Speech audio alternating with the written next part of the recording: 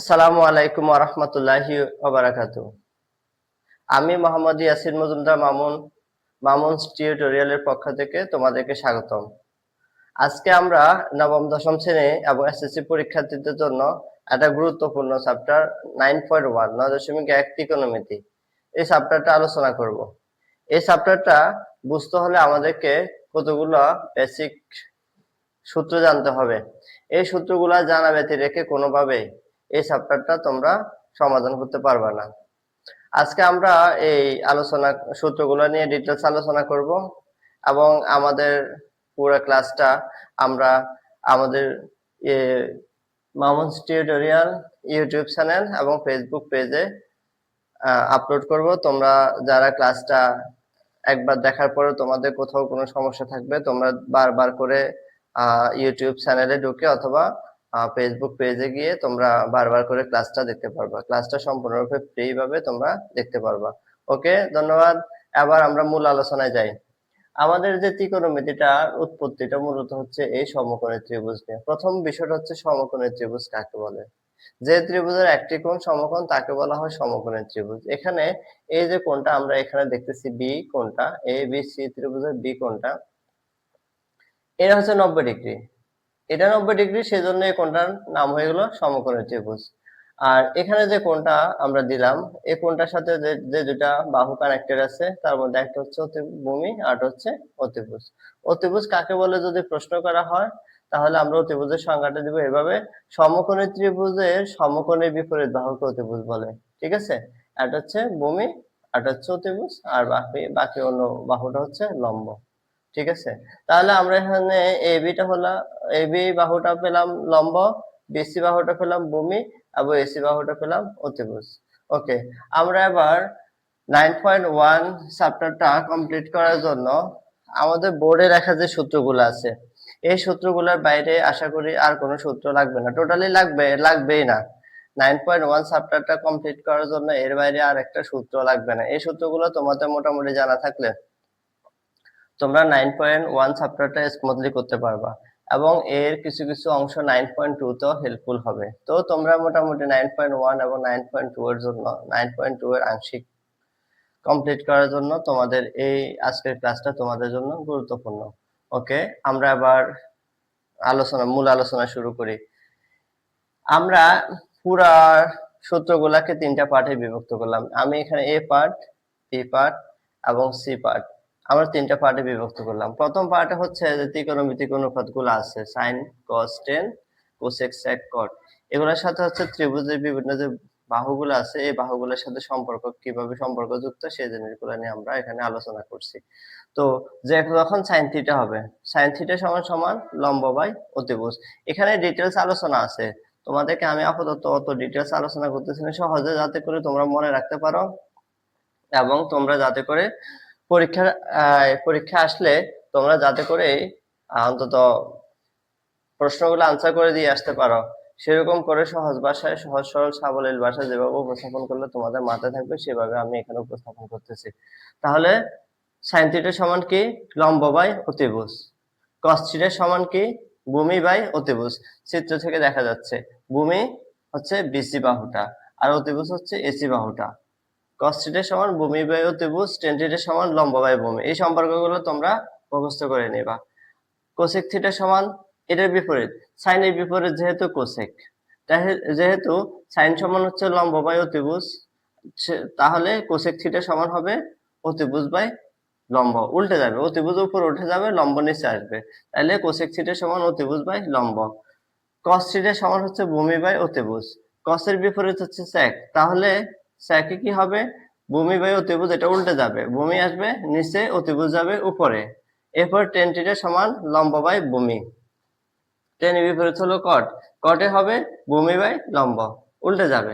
ঠিক আছে, এরপরে প্রথম পার্ট আমাদের শেষ। দ্বিতীয় পার্টে আমরা দেখি কি, আমরা একটা জিনিস জানি, দুইটি বিপরীত বাহুর গুণফল হচ্ছে 1। দুইটি বিপরীত বাহুর গুণফল কি? 1। দেখো তোমরা, আমি যদি লিখি খালি এ, তার বিপরীত বাহুটা হবে 1 বাই এ, আমরা গুণ করলে কি হবে? 1। আমরা যদি লিখি A by B into B by A, A by B এর বিপরীত হচ্ছে বি বাই এ। তাহলে আমরা যদি দুটোটাকে গুণ করি, গুণ করার পরে এ এ কাটা গেল, বি এ বি এ কাটা গেল, তখন থাকবে কি 1। তাহলে আমরা বুঝতে পারছি কি দুইটি বিপরীত বাহুর গুণফল 1। সাইন এবং কোসেক দুইটার পরস্পরের বিপরীত, যেহেতু বিপরীত সেহেতু দুটোটা গুণ করলে গুণফল 1 হবে। Okay, sine theta into cosec theta সমান 1। তাহলে সাইন থিটা সমান কি হবে, কোসেক থিটাটা যখন সাইড চেঞ্জ করবে তখন হচ্ছে কি 1 বাই কোসেক থিটা হয়ে যাবে, গুণ থাকলে ভাগ হয়ে যাবে। আবার কোসেক থিটাটা যদি আমরা এখানে রেখে দিই, এই যে সাইন থিটাটা আছে সেটা কোথায় চলে যাবে, 1 বাই সাইন থিটা হয়ে যাবে। সাইড চেঞ্জ করার পরে গুণ আসছিল, এখানে গুণ আকারে ছিল, এটা ভাগ আকারে হয়ে গেল। তাহলে কোসেক থিটা সমান 1 বাই সাইন থিটা। এরপরে এই যে কস আর সেক, কস এবং সেকের মধ্যে সম্পর্ক, cos theta into sec theta সমান সমান 1। তাহলে কস থিটা হবে, কস থিটা সমান 1 বাই সেক থিটা, আর সেক থিটা সমান কি হবে, 1 বাই কস থিটা। বুঝতে পারছো তোমরা? ওকে, একইভাবে আমরা 3 নাম্বার এখানে দেখি টেন থিটা এবং কট থিটা। এই যে এখানে টেন থিটা, তার বিপরীত হলো কট থিটা। টেন থিটা এবং কট থিটা গুণ করলে গুণফল হবে 1।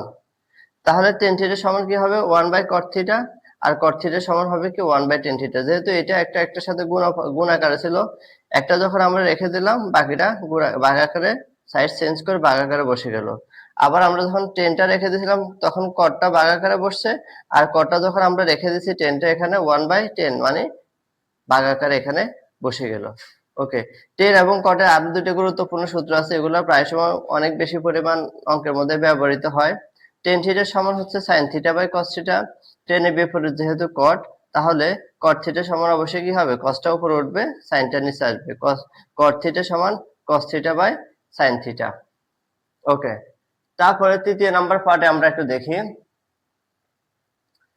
দেখা যাচ্ছে প্রথম সূত্রটা sign square theta plus cos square theta সমান 1। তাহলে এখানে কি হবে, sign square theta equal to 1 minus cos square.